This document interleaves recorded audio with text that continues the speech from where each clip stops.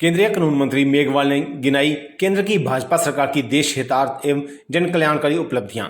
Bharatiya Janata party Amritsar शहरी की ओर से हरविंदर सिंह संधू की अध्यक्षता में भाजपा जिला कार्यालय में पत्रकार वार्ता आयोजित की गई।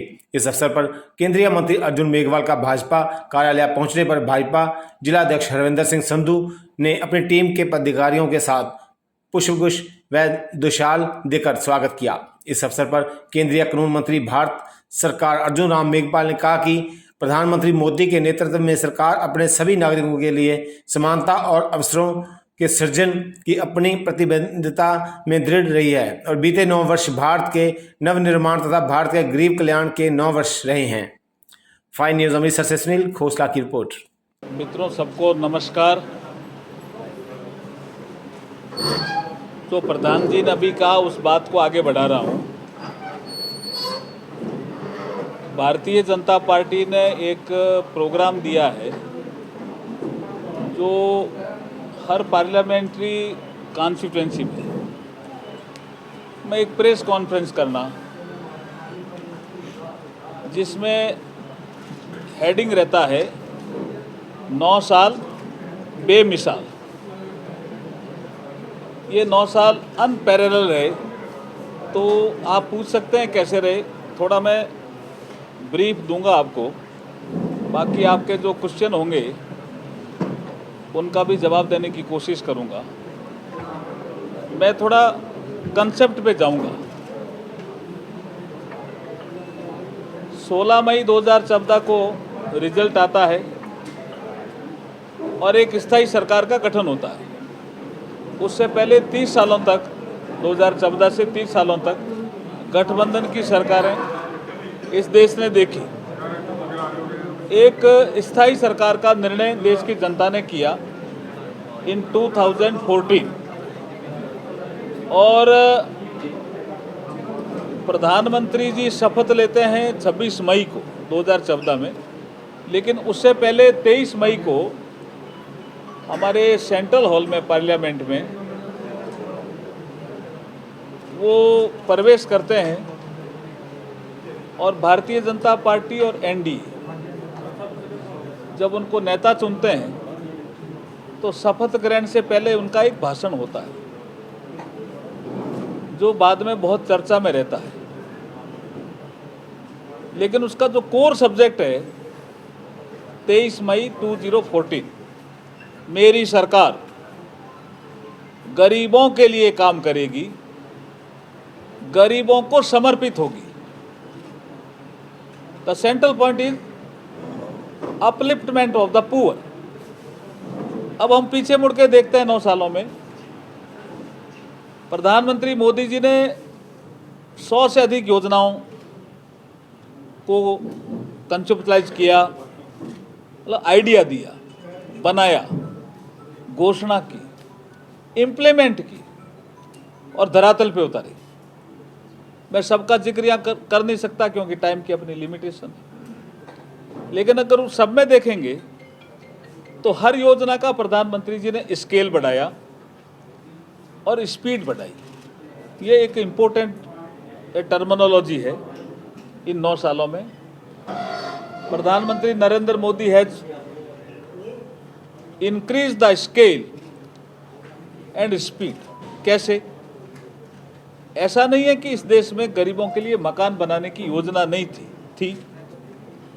उसका नाम था इंदिरा आवास। एक ग्राम पंचायती में 2 या 3 मकान बनते थे, राशि कम मिलती थी। हम पंजाब में बैठे हैं, जहाँ तक मुझे ध्यान है लास्ट में 50,000 रुपये यूपीए गवर्नमेंट ने राशि की थी, जिसमें 43,000 देते थे, 7,000 वो पेड़ लगाओ, नाली छोड़ो, उसके लिए देते थे और 3 किस्तों में। मकान बनते नहीं थे, परेशानी होती थी, किस्तें मिलनी नहीं थी, बीडीओ का सर्टिफिकेट चाहिए, कलेक्टर का सर्टिफिकेट चाहिए, ग्राम सेवक का चाहिए, यूटिलाइजेशन चाहिए। ये एक प्रॉब्लम थी। मकान बनाने की योजना थी लेकिन प्रॉब्लम थी। 14 के बाद क्या हुआ? प्रधानमंत्री आवास आया, जो कहाँ 50,000 मिलते, 43,000 थे और सीधे कर दिए 1.5 लाख। सीधा स्केल। अब इसमें स्पीड कैसे बढ़ी? इन 9 सालों में प्रधानमंत्री नरेंद्र मोदी जी ने टेक्नोलॉजिकल इंटरवेंशन किया at the part of implementation. कैसे किया?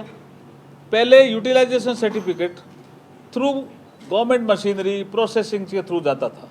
प्रधानमंत्री मोदी जी ने एक टेक्नोलॉजी यूज की जिसका नाम है जियो टैग।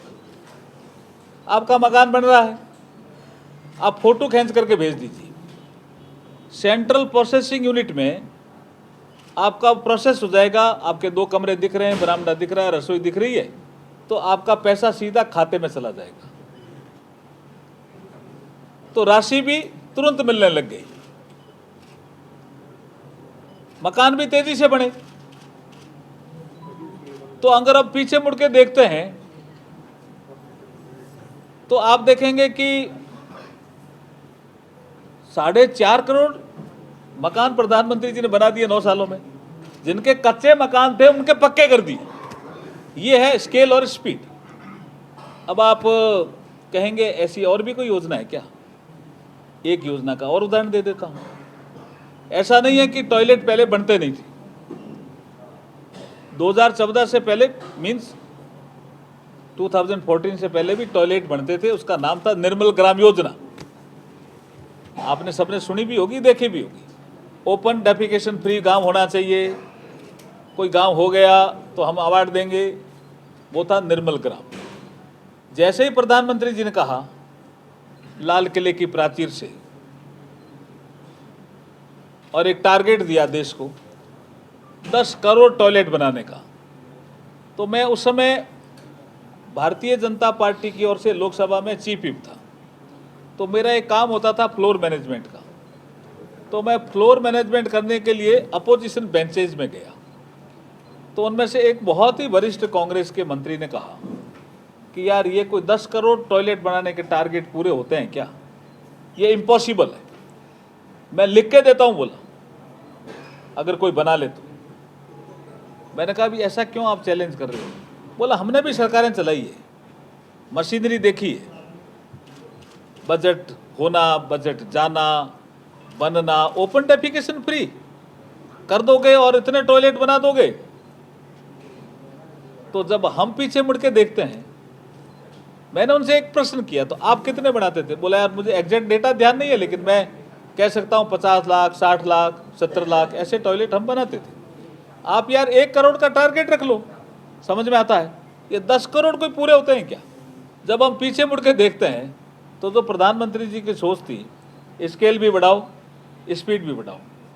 तो इन 9 सालों में इस देश में 11.5 करोड़ टॉयलेट बन गया और अधिकतर ओपन डेफिकेशन फ्री सिस्टम हो गया। ये 9 साल बेमिसाल इसलिए कह रहे हैं। हम बहुत सी योजनाएं गिना सकते हैं, लेकिन इतना हमारे पास समय नहीं है। लेकिन फिर मैं कहता हूँ, कोई योजना हो, कोई सुरक्षा का बिंदु हो, कोई आंतरिक सुरक्षा हो, चाहे बाह्य सुरक्षा हो, चाहे देश को मान और सम्मान दिलाने का विषय हो, चाहे कोई भारतीय नागरिक किसी देश में फंस गया हो उसको वापस लाने का विषय हो, चाहे किसी देश में संकट आया हो उस देश में भारत को रिलीफ देने का विषय हो, सैकड़ों ऐसे उदाहरण हैं जो दिए जा सकते हैं, जो आपके भी ध्यान में है। लेकिन प्रधानमंत्री जी की हर योजना का पॉइंट जो था वो गरीब कल्याण था, सेवा उसमें भाव था, सुशासन उसका कोर सब्जेक्ट था। और सुशासन के कारण ही आप देखेंगे डीबीटी आया।